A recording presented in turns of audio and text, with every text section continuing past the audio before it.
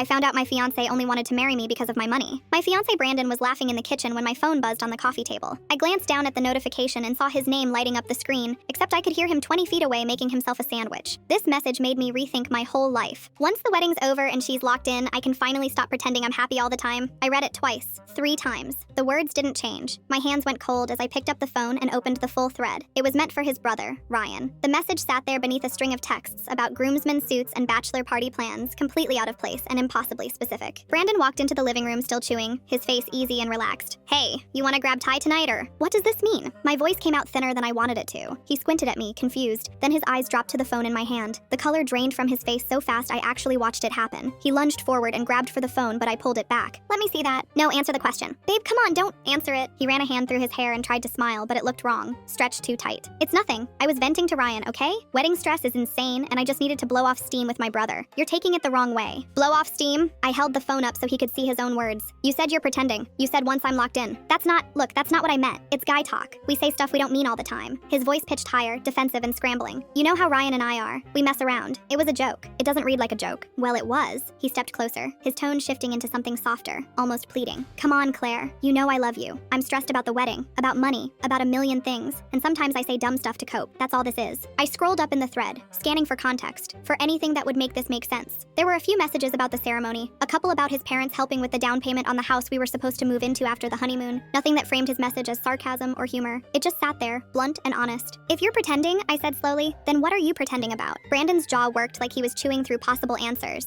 I'm not pretending about us. I swear.